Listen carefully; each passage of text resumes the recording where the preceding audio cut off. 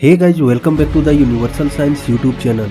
और एक शख्स जो अपने सपनों को पूरा करने के लिए नदी के रास्ते निकला, पर बीच रास्ते में ही उनके साथ एक ऐसा घटना हुआ कि वो नदी के बीच रास्ते में ही बुरी तरह से फंस गया, जिसके आसपास ना तो कोई इंसानी बस्ती था और ना ही कोई इंसान, बस दूर दूर तक पहाड़ी पहाड़ नजर आ रहा था। पर आखिर कैसे उस शख्स ने खुद को उस मुसीबत से बाहर निकाला, आइए जानते हैं पूरी कहानी आज के इस वीडियो में। अमेरिका के डेविड नाम का एक शख्स जो अमेरिका के अधिकांश जगहों में घूम चुका था, लेकिन कभी भी वो कोलोराडो नदी का सैर नहीं किया था।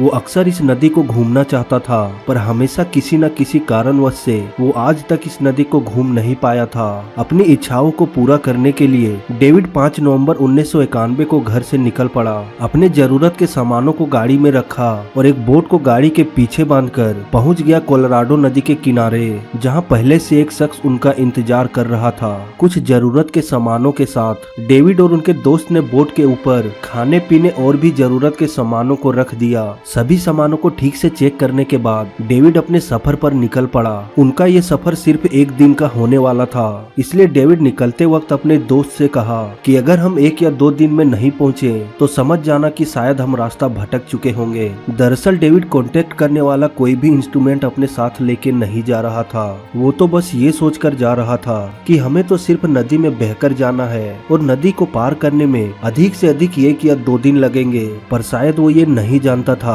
कि आगे उनके साथ क्या क्या होने वाला था। फिलहाल अभी डेविड इन सब बातों से अनजान था और अपने सफर को एंजॉय करते हुए नदी किनारे घाटियों को देखते हुए आगे की ओर बढ़ रहा था।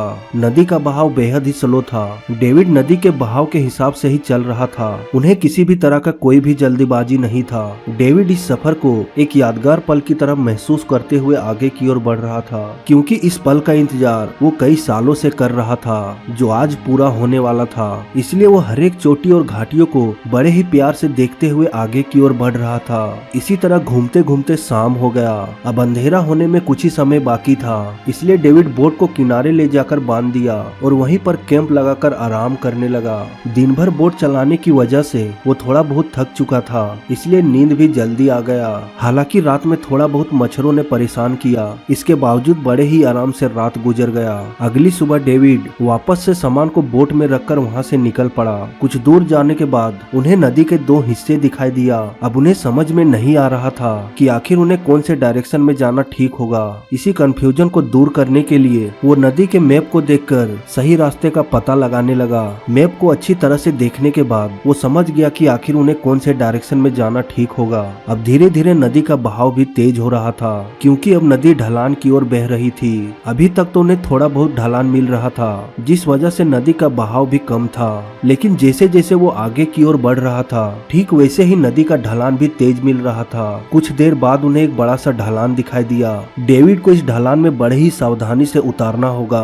अगर छोटी सी भी गलती हुई तो सीधे बोट पलट जाएगी, लेकिन ऐसा कुछ भी नहीं हुआ। डेविड ने बड़े ही आराम से बोट को उतार लिया। ये देख वो बेहद ही खुश हुआ। लेकिन अभी वो ढलान से कुछ ही दूर गया था कि अचानक से एक और ढलान उन्हें दिखाई दिया। पिछली बार की तरह ही वो बड़े ही सावधानी से बोट को उतार रहा था, लेकिन नदी की चौड़ाई अधिक नहीं होने की वजह से बोट नदी के दोनों किनारों से टकरा रही थी। इसी टक्कर में उनका बोट एक बड़े से पत्थर में अटक गया। डेविड बोट के ऊपर से ही बोट को वहां से हटाने की कोशिश करने लगा, लेकिन अचानक से उनका पैर फिसला और वो बोट के साथ नदी में गिर पड़ा। डेविड के गिरने से बोट भी उल्टा हो गया। किसी तरह करके डेविड ने बोट का रस्सी तो पकड़ लिया और बोट को बहने से बचा लिया, पर अब उसका बोट उल्टा हो चुका था और इसे खुद ही सीधा करना होगा। पर पानी में गिरने की वजह से डेविड को ठंड लगने लगा, इसलिए डेविड कुछ देर नदी के ऊपर धूप में बैठ गया। अभी वो कोलोराडो नदी के बीचों बीच मौजूद था और नदी के दोनों तरफ ऊंची ऊंची पहाड़ जैसी घाटी थी, जिसे चढ़कर पार करना बेहद ही मुश्किल था। इसलिए डेविड नदी में उतरकर बोट को सीधा करने की कोशिश करने लगा, पर वो बोट को सीधा नहीं कर पा रहा था।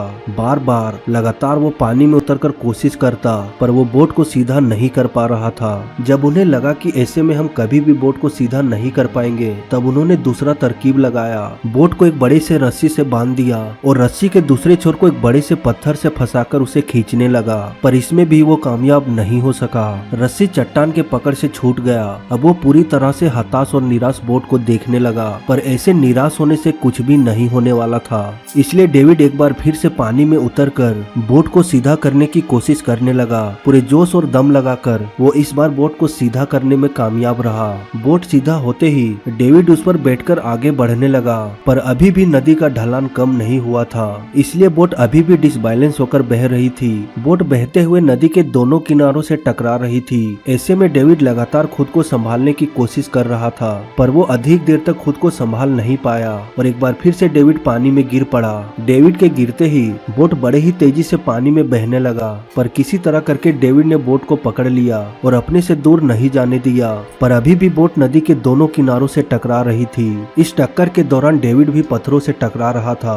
खुद को बचाने के चलते डेविड ने बोट को ही छोड़ दिया, पर ऐसा करके उन्होंने सबसे बड़ा गलती किया, जिसका खामियाजा उन्हें खुद ही आगे चलकर भुगतना होगा, क्योंकि यहाँ से बाहर निकलने का एकमात्र सहारा बोट ही था, जिसे उन्होंने नदी में ही बहने के लिए छोड़ दिया। किसी तरह करके डेविड नदी के ऊपर आ गया, पर उसका बोट उसके नजरों के सामने से बहकर चला गया। इस वक्त वो कोलोराडो नदी के बीचों बीच मौजूद था। यहाँ से मीलों दूर तक कोई भी इंसानी बस्ती नहीं था। वहाँ उसे खाने का कोई भी सामान मिलने वाला नहीं था। इस नदी के चारों तरफ सिर्फ सूखी बंजर जमीन ही थी और नदी के दोनों तरफ बड़े बड़े पत्थरों के चट्टान मौजूद थे, जो एकदम दीवार जैसी खड़ी थी, जिसे चढ़कर ऊपर तक जाना बेहद ही मुश्किल लग रहा था। पर किसी भी तरह करके उन्हें ऊपर तक चढ़ना ही होगा, अगर उसे खुद को जिंदा बचाए रखना है। जिंदगी के आस लिए डेविड ऊपर की ओर चढ़ने लगा, पर उसका हाथ पैर जिस किसी भी चट्टान पर पड़ रहा था, या तो वो खिसक कर नीचे गिर जा रहा था या फिर उसका पकड़ कमजोर हो जा रहा था। पर डेविड इन सब को नजरअंदाज करते हुए